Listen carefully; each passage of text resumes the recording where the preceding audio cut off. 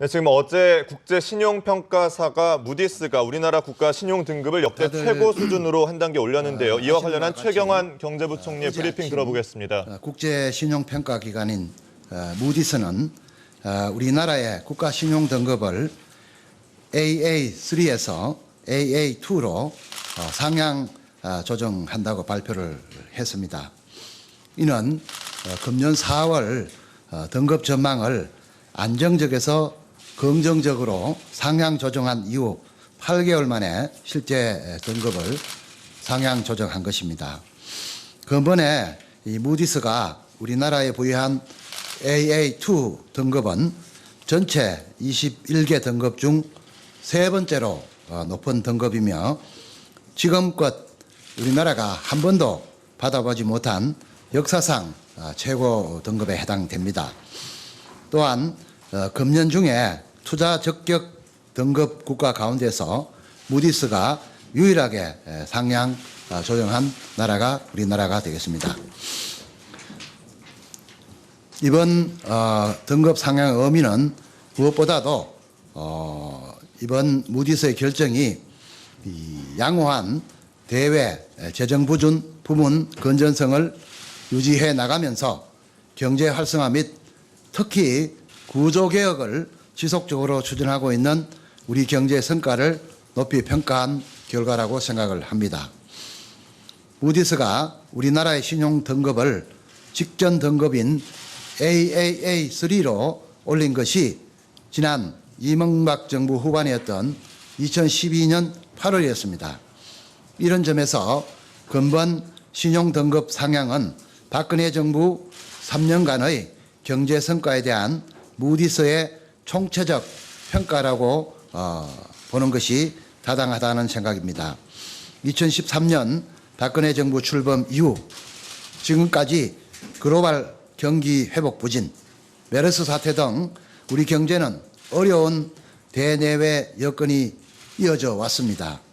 이에 따라 정부는 경제혁신 3개년 계획을 마련하여 내수 활성화 등을 통해 단기 성장 모멘텀을 이어가는 한편 4대 부문 개혁을 통해 장기적인 성장 잠재력을 확충하기 위한 정책적 노력을 지속적으로 기울여 왔습니다.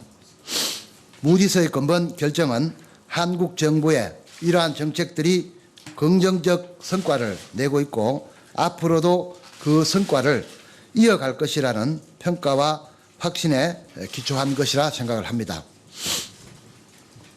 둘째, 근본 무디스의 결정은 국제금융시장의 불확실성이 커져가고 있는 최근 상황에서 우리 경제에 더 큰 의미가 있을 것으로 생각을 합니다. 지난주 미국의 금리 인상이 시작되었고 아울러 최근 들어 저유가 기조가 강화되면서 원자재 수출국을 중심으로 신흥국에 대한 불안이 확대되고 있는 상황입니다.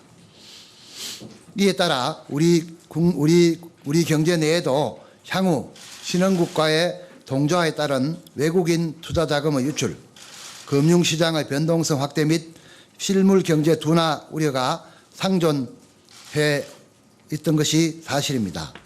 이런 상황에서 나온 근본 무디스의 결정은 이러한 우려에서 우리 경제를 확실하게 차단하는 방어막과 같은 역할을 하게 될 것입니다.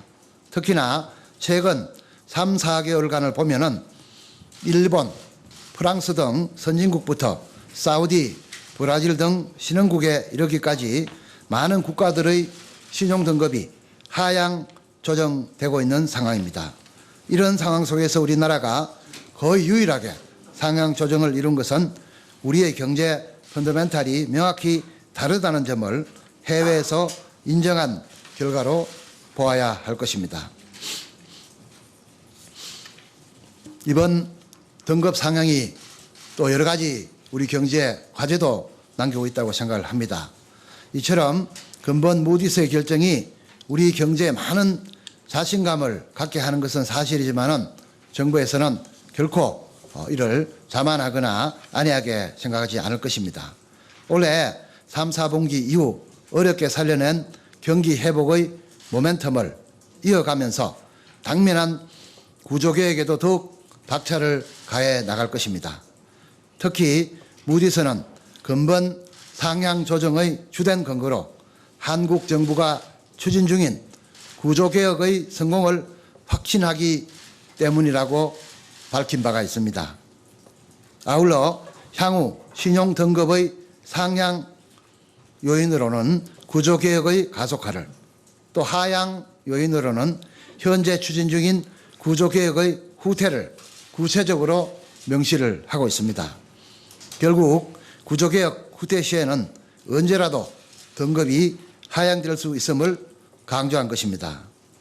다들 잘 아시는 바와 같이 현재 노동개혁 5대 입법과 서비스산업발전기본법, 기업 활력제고 특별법 등의 입법화가 지연이 되고 있습니다.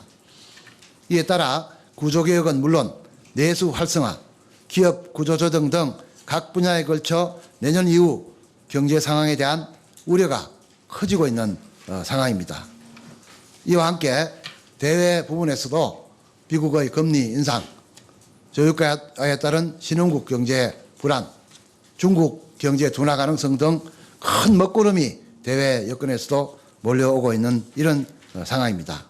이에 따라 이들 구조개혁 입법의 입법화가 지연될 경우 대내적으로 경제 활성화를 저해할 뿐 아니라 대외적으로도 글로벌 불안이 확산되는 상황에서 국가 신인도에 매우 큰 악영향을 미칠 우려가 있습니다.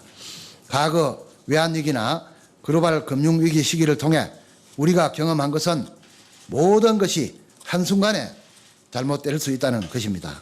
정부는 미국 금리 인상 등 향후 예상되는 대외 여건 변화에 대응하여 이러한 심각한 위기의식을 갖고 있으며 올해와 내년이야말로 우리 경제의 제도약을 판가름하는 시기라는 절대절명의 각오로 구조개혁과 경제 활성화 정책을 차질 없이 추진해 나갈 것입니다. 이런 점에서 현재 국회에 계류 중인 각종 규제개혁 입법들이 올해가 가기 전에 통과될 수 있기를 다시 한번 호소를 합니다. 마침 오늘 오후 3시부터 여야 간에 단판 협상이 있다고 하니 이제 국민들의 민생과 또 지금 막 먹구름이 몰려오는 이런 상황에 유효하게 대처할 수 있도록 노동 관련 법과 경제 활성화, 구조개혁 관련 법을 반드시 통과시켜 주실 것을 다시 한번 간절하게 호소를 합니다. 이상으로 제 말씀을 마치고 질의응답을 갖도록 하겠습니다. 예, 그러면 지금부터 부총님의 모든 말씀에 이어서 기자단의 질의응답 시간을 갖도록 하겠습니다. 질문하실 기자께서는 손을 들어주시고 제가 지목하면 소속과 이름을 말씀하신 후 질문해 주시기 바랍니다. 네. 지금 무디스가 상향 조정한 한국, 우리나라의 신용등급 평가와 관련한 최경환 경제부총리의 브리핑 내용 들어보셨습니다.